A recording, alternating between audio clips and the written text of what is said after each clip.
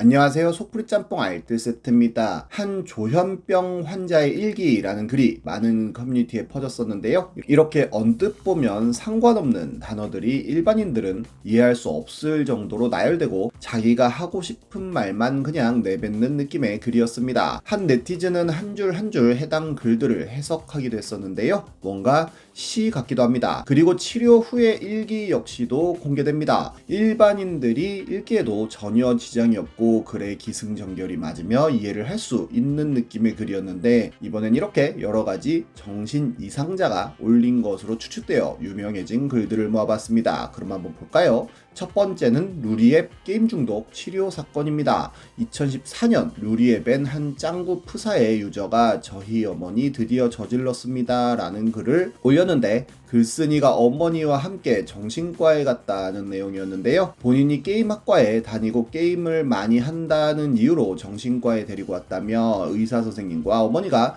심각한 표정으로 이야기하고 약도 처방받았는데, 게임을 만들고 학교에서 공부하냐는 이유로 정신과 약을 먹어야 한다는 게 열받고 슬프다는 내용이었습니다. 본인이 게임학과를 간다고 할 때 어머니가 많이 반대했었지만 성적도 잘 나와서 더 이상 그런 말 안 할 줄 알았지만 뉴스에서 게임이 사회학이라고 하니까 바로 병원에 데려왔다며 항상 본인 편이라고 생각했던 부모님한테 배신당해서 슬프고 게임에 관련된 모든 사람들을 정신 이상자로 보는 한국이 밉다며 마무리합니다. 이 글은 루리앱뿐만 아니라 많은 커뮤니티에도 퍼지면서 많은 사람들이 게임이 무슨 죄길래 그렇게까지 하냐며 의사와 부모님을 욕하며 글쓴이에게 위로의 댓글들을 남겼었습니다. 그리고 다음날 어머니가 게임 중독으로 병원 데리고 갔다고 한 글을 보고 라는 글이 올라옵니다. 짱구프사 유저의 신상을 털어보았는데 정말 무서운 것을 발견했다며 본인이 부모였다면 병원 데려가는 게 아니라 어디 가둬두고 싶을 정도라고 하는데요. 신상 턴 것을 공개하면 명예훼손이기에 공개하진 않겠지만 원 글쓴이는 상식을 벗어나는 엄청난 무언가라며 헛구역질이 나올 정도라고도 합니다. 많은 사람들이 그 사람의 정체를 궁금해하던 중 다른 한 유저 역시 그분의 과거를 털었는데요. 단순히 짱구 푸사의 루리앱 아이디를 검색해 돈이란 아이디의 트위터 계정을 발견했는데, 이 계정은 하루에도 수십 번씩 한 유명인에게 저주에 가까운 DM을 보내고 여러가지 혐오스러운 사진까지 보내는 등 말 그대로 정신 이상자였음이 밝혀집니다. 그 유명인은 바로 정준하였는데요.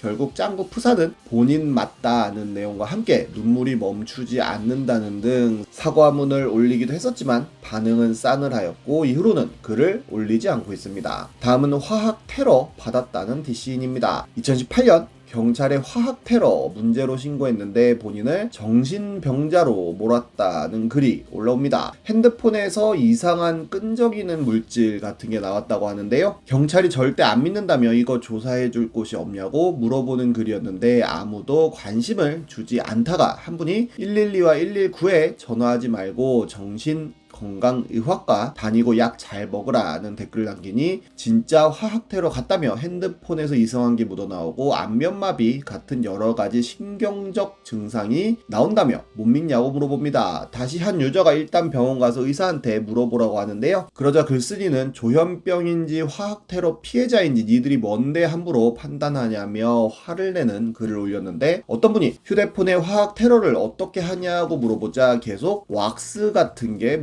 나온다고 하고, 다른 분이 어차피 님은 아무리 말해도 안 갈 거 안다며 조현병 환자는 리얼 본인도 모른다면서 누구는 자기 방에 밤마다 누가 염산을 뿌려서 어지럽다는 글도 남겼다면서 님 같다고 하자 그건 정신병일 것 같아도 본인은 아니라며 본인은 팩트라고 답변을 합니다. 누가 사진이라도 찍어서 보여달라고 하자 그냥 조금씩 묻어나오는 걸 사진으로 알 수 있냐고 물어보고 정신과 가는 걸 왜 거부하냐고 물어보자 엄마가 반대한다는 이야기도 합니다. 많은 분들이 아빌리파의 15mg이면 화학 테러 금방 벗어난다며 이게 보약이라는 댓글을 남겼는데, 얼마 후 글쓴이는 다시 삼촌네가 우리 가족에게 화학 테러 했을 경우 처벌은 어떻게 되나요? 라는 제목으로 핸드폰뿐만 아니라 컴퓨터, 공청기 같은 전자제품에 화학 테러를 했다는 글을 올리고는 혼자서 기름기 같은 게 확확 묻어나올 정도로 심각하게 했다며 경찰 차례 신고해도 지구대에선 믿지 않는다고 댓글을 쓰더니 전해봤는데 전자제품 공정 처리 시 씻는 용도로 화학 물질을 쓰는 것 같기도 하던데 그런 종류가 아닐까요? 라며 자문자답하는 모습까지 보여줍니다. 이후로도 혼자서 댓글을 통해 주절주절 화학 테러라는 이야기를 쭉 하는데요. 그리고 또 얼마 후 나 미국에 신고한 적 있음이라는 제목으로 삼촌네가 화학 테러로 나 괴롭혔다고 신고했다는 글을 올리기도 하는 등 끊임없이 화학 테러 글을 올렸었습니다. 그런데 알고 보니 이분은 컴퓨터 본체 갤러리에서 굉장히 유명했던 분이기도 했는데요. 말 그대로 말도 안 되는 글을 도배하듯이 지속적으로 올리는 걸로 유명했었는데 그냥 뻘글만 올리는 게 아니라 마음에 안 드는 공지 등의 게시물을 어마어마하게 신고하여 어떻게든 지워버리기 위해 노력하는 모습을 보여줬습니다. 그런 글들이 지워질 때마다 희열을 느끼는 듯한 글을 올리는 취미가 있었습니다. 다음은 조현병 환자의 댓글입니다. 2017년 중세 갤러리엔 정신병원에서 외박 나와서 할 게임을 추천받는다는 글이 올라옵니다. 많은 사람들이 평범하게 심즈나 동물의 숲 같은 게임을 추천했는데 갑자기 한 유저가 의사 허락받고 외박 나갈 때 본인은 히오셌다는 댓글을 남깁니다. 그리고 묻지도 않았는데 설이라고 가족도 좀 만나보라길래 몇 년 만에 밖으로 나와 PC방 갔다고도 쓰는데요. 그래도 관심이 없자 그렇게 일주일을 버렸고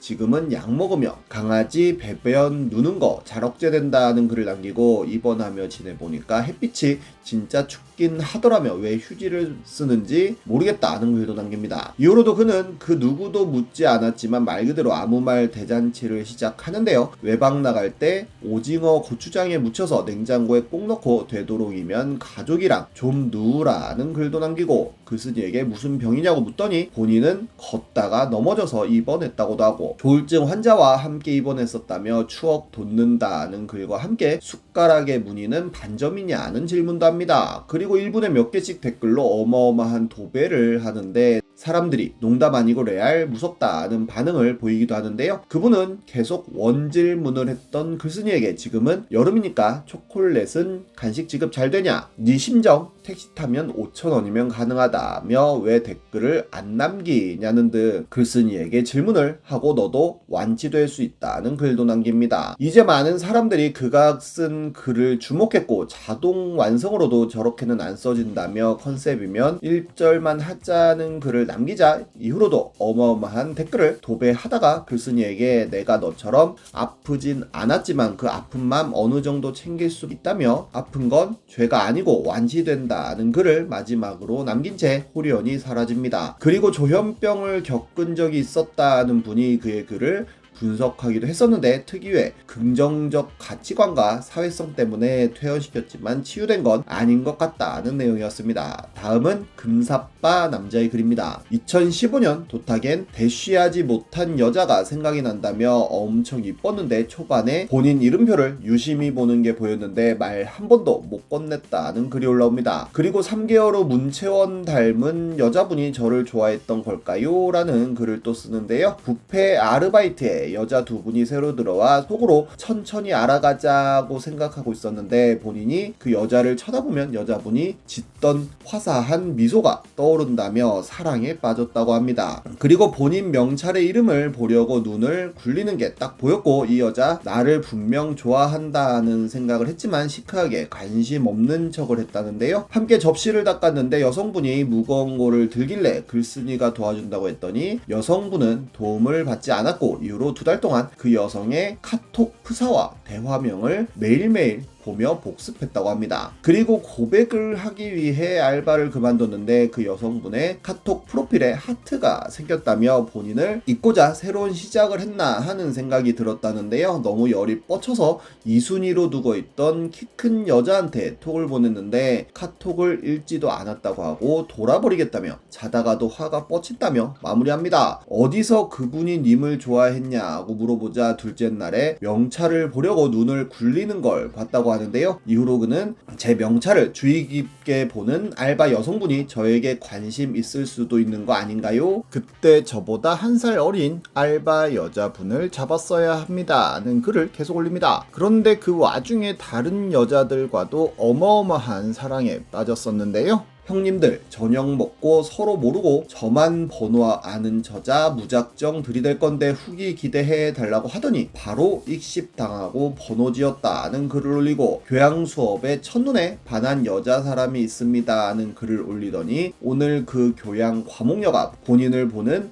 눈빛이 남달랐다며 본인을 보는 척하면서 곁눈질로 살짝 부르르 떠는 쑥스러움에 눈떨림을 봤다는 글을 올립니다. 그리고 학교 교양녀에게 번호 물어본 썰을 올리는데 번호 좀 가르쳐주세요 라고 하니 여자분은 왜요? 라고 물어봤고 친해지고 싶어서 라고 하니 죄송하다며 인사를 하고 끝이 났는데 이 일을 당하고 나니 3년 전 그 뷔페에 문채연 닮은 알바생이 생각이 났다고 하네요. 그리고 며칠 후엔 국민은행 여자분이 본인에게 호감이 있는 듯한 표시냐며 번호표 내고 오자마자 본인을 보더니 가만히 있던 머리를 끈으로 묶었다고 하고 혹시 본인 이름 치면 본인 집 재산 목록이 나오냐는 질문까지 합니다. 그리고 호텔 여직원이 본인이 먹은 케이크 부위를 먹었는데 이것은 정말 강력한 호감의 표시라고 생각한다는 글도 남겼는데 이 여자분과의 호감은 이것 말고도 엄청 많다며 본인이 자신이 너무 없다며 마무리하는 등 금사빠를 넘어선 그 무언가의 모습을 보여주기도 합니다.